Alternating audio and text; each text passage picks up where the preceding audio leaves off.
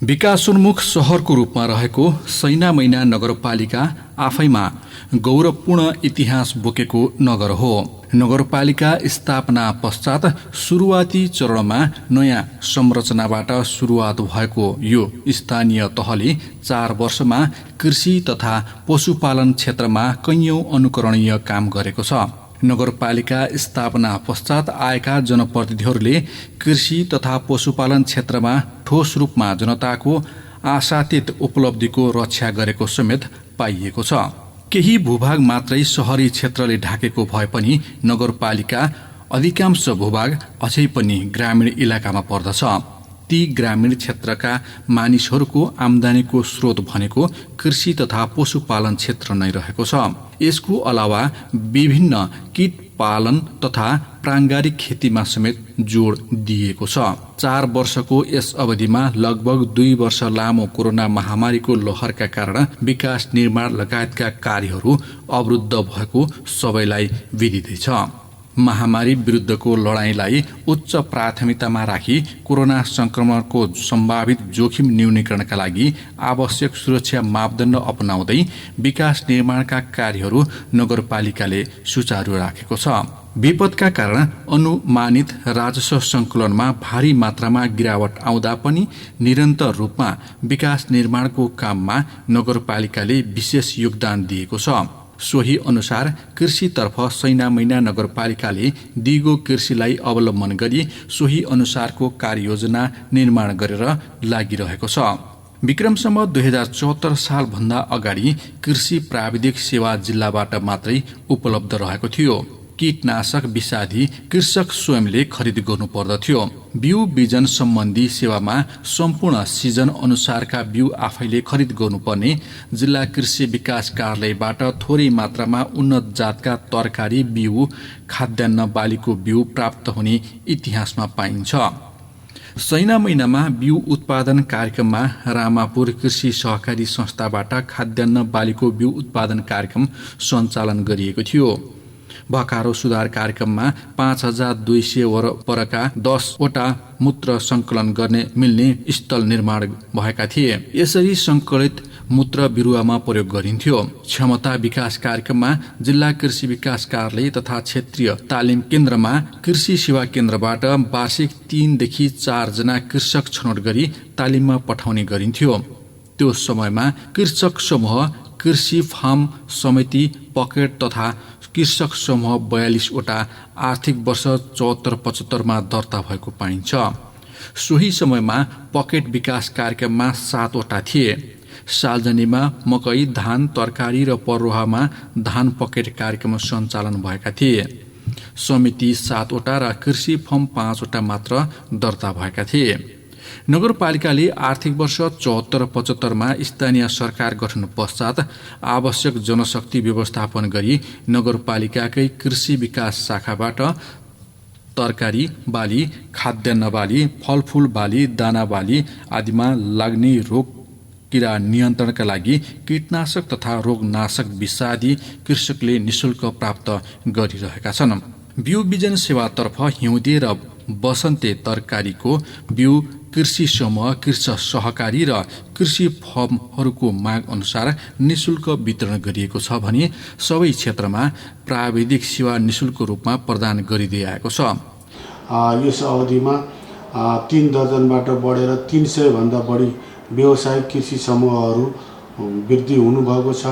उन्नत मल बिउमा हामी अनुदान सहयोगमा उपलब्ध गराएका छौँ र कृषकहरूको जुन उत्पादन छ बिग्रने खालको उत्पादनलाई भण्डारण गर्नको लागि बिउ भण्डार केन्द्र र शीत गोदाम समेत हामी निर्माणाधीन अवस्थामा रहेका छन्। असाढ मसान्तसम्म निर्माण सम्पन्न भई सञ्चालनमा आउनेछन् भने 3वटा आधुनिक साप्ताहिक हाट बजार निर्माण गरेर कृषि उपजहरूको सहज बिक्रीको प्रबन्ध मिलाइएको छ भने कृषि उत्पादनहरूको बजार प्रबन्धनको लागि इबिक मार्फत डिजिटल प्रबन्धनात्मक कार्यलाई पनि हामीले एउटा स्वयंसेवक मार्फत अगाडि बढाइरहेका छौँ।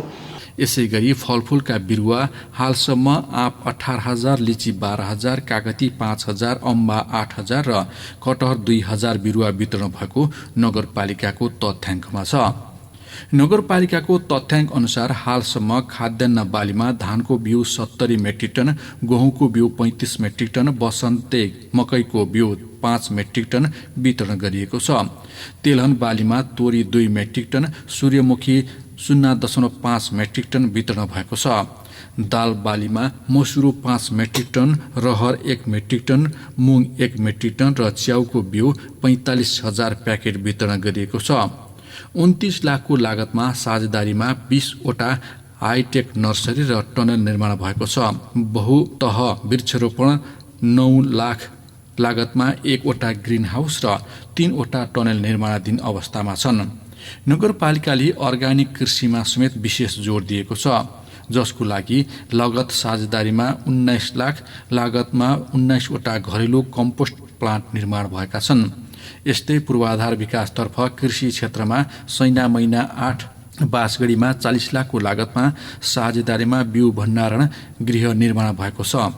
यस्तै 1,24,00,000 लागतमा साझेदारीमा साना कृषक औजार तथा यन्त्र उपकरण सहयोग कार्यक्रमतर्फ 8 थान पावर टिलर, 65 थान मिनी टिलर, 45 थान पम्पन सेट, 45 थान इलेक्ट्रिक मोटर र 200 थान स्प्रेयर वितरण भएका छन् भने 10 लाखको लागतमा साझेदारीमा 6वटा कुलो निर्माण भएका छन्।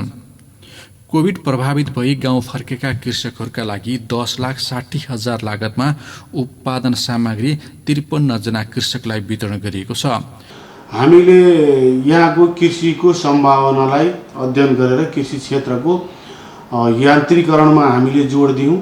यान्त्रिकरणमा हामीले 50% अनुदानमा किसानहरूले मागे जतिको यन्त्र उपकरण अनुदान सहयोगमा उपलब्ध गराएका छौँ।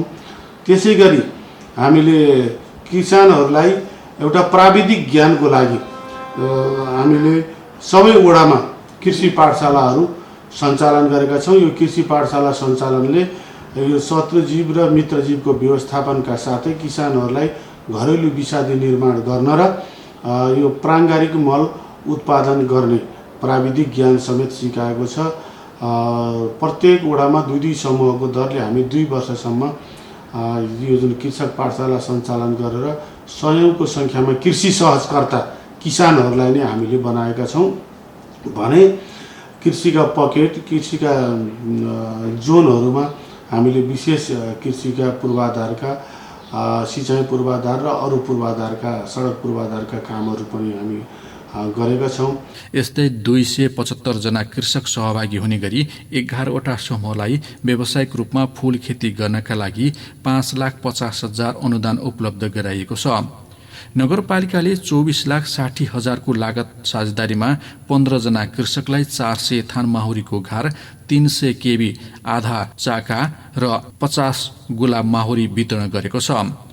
कोभिडको समयमा व्यावसायिक तरकारी तथा फलफूल खेती गर्ने 25 जना व्यावसायिक कृषकलाई प्रोत्साहन स्वरूप नगद अनुदान 12,50,000 उपलब्ध गराइएको छ।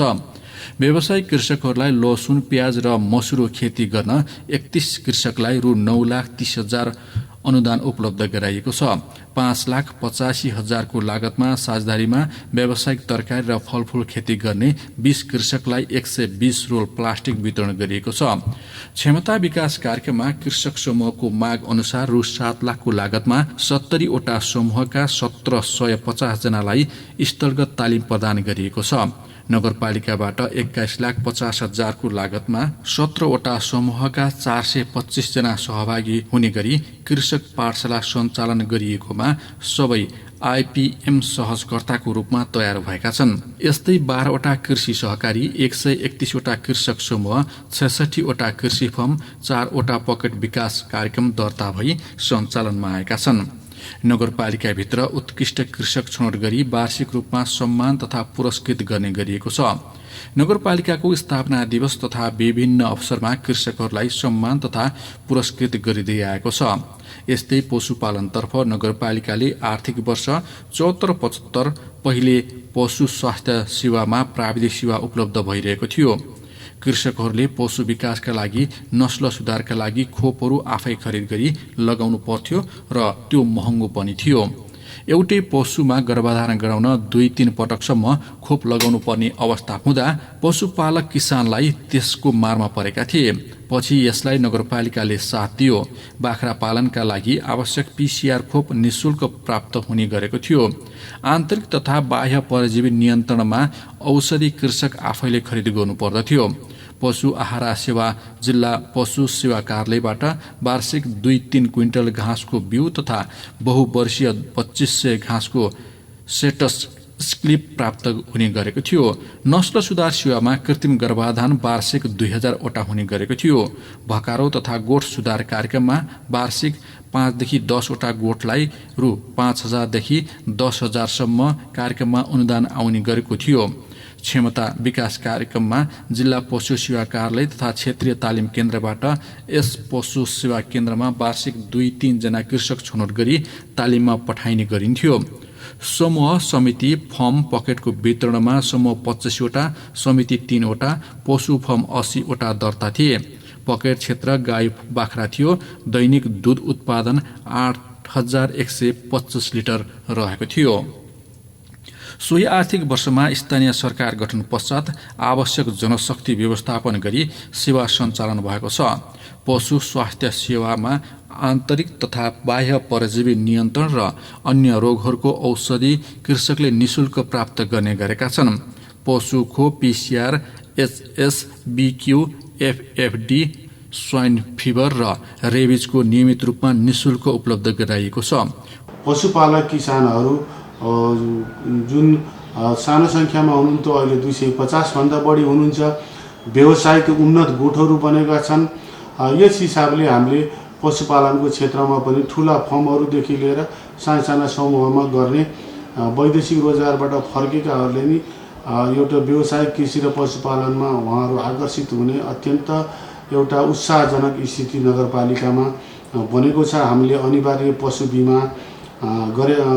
पशु बिमालाई अनिवार्य गरेका छौँ, जसबाट पशुधनको सुरक्षण समेत भएको छ र व्यावसायिक पशुपालक किसानहरूको एउटा गोठ सुधार गर्ने, काउ म्याटहरू वितरण गर्ने, उहाँहरूकोमा सङ्क्रामक रोगहरूबाट बचाउन भ्याक्सिनेसनको कामहरू गर्ने, यी सबै कामहरूलाई हामीले व्यवस्थित रूपमा गरेका छौँ। पशु आहार सेवातर्फ हिउँदे बर्खे घाँसको बिउ 60 क्विन्टल, बहुवर्षीय घाँस 40,000 सेट, स्क्लिप किबुको बिरुवा 35,000 वितरण भएको छ। नस्ल सुधारमा वार्षिक 4,600 गाई भैँसीमा कृत्रिम गर्भाधान छ। उन्नत जातको 17 वटा बोका वितरण गरिएको छ। लागत साझेदारीमा युवा लक्षित कृषि व्यवसाय प्रवर्धन कार्यक्रम अन्तर्गत गोठ खोर साइप्लोपेट मर्मत सुधार कार्यक्रममा लाभान्वित परिवार संख्या 129 रहेका छन्, जसमा 1,96,00,000 लागत रहेको छ। 64 लाखको लागत साझेदारीमा साना कृषि औजार तथा यन्त्र उपकरण सहयोग कार्यक्रममा विद्युतीय च्याप्टर 104, cow mat 22, drip free 7, milk can 10, chilling vat 1 वितरण गरिएको छ। कोभिड प्रभावित भई गाउँ फर्केका जम्मा 111 कृषकका लागि रु 44,50,000 को लागत साझेदारी कार्यक्रम अन्तर्गत उत्पादन सामग्री दिएको छ। 40 लाखको लागतमा साझेदारीमा एक स्थानीय तह एक उत्पादन कार्यक्रममा 80 कृषक लाभान्वित भएका छन्। 54 लाखको लागत साझेदारीमा 15 कृषकको एक समूहलाई गाई प्रबन्धन कार्यक्रममा सहभागी गराइएको छ। 30 लाखको लागत साझेदारीमा बाख्रा प्रबन्धन कार्यक्रममा 16 जना कृषकलाई सहभागिता गराइएको छ। 19,40,000 को लागत साझेदारीमा 2 वटा बाख्रा स्रोत केन्द्र स्थापना भएका छन्। 44 लाखको लागत साझेदारी कार्यक्रममा बाख्राको साना व्यावसायिक कृषि उत्पादन केन्द्र पकेट विकास कार्यक्रमतर्फ 50 कृषक लाभान्वित भएका छन्। यसरी पशु विकासतर्फ 4,92,00,000 लागत साझेदारी कार्यक्रम अन्तर्गत कुल 546 कृषक लाभान्वित भएका छन्। पशु विकासतर्फको क्षमता विकास कार्यक्रममा पशु विकास शाखाबाट वार्षिक रूपमा पशुपालन तालिम सञ्चालन भएका छन्, जसबाट वार्षिक 150 जनालाई तालिम दिएको छ। पशु विकासतर्फ हालसम्म 15 वटा समूह, 350 वटा पशुपन्छी फर्म र 1 वटा बाख्रा पालन सम्बन्धी सहकारी दर्ता भएका छन्। पशु सुरक्षा बीमा सम्बन्धी बीमितले तिरेको प्रिमियर 50% अनुदान लागू भएको छ। जसमा 32 लाख भुक्तानी भएको छ। सैना महिनामा दूध उत्पादन 7% वृद्धि भई दैनिक 17,000 लिटर दूध उत्पादन हुने गरेको छ। पशु विकास विगतका वर्षहरूमा उन्नत जातको बोका वितरण भई त्यसबाट नस्ल सुधार गरी सैना मैना नगरपालिकामा बाख्राको स्रोत केन्द्र स्थापना भई मासुमा आत्मनिर्भर हुने अवस्था पुगेको छ। कृत्रिम गर्भाधान कार्यक्रम गाई भैँसीमा प्रभावकारी रूपमा सञ्चालन भएको हुँदा दूधमा आत्मनिर्भर हुन सहयोग पुगेको छ। महामारी रोगहरू भ्याउते, चरचरे, खोरेद, स्वाइन फिभर, पिपिआर आदिको खोप नियमित रूपमा सञ्चालन भई पशुहरूको मृत्युदर न्यूनीकरण भएको छ।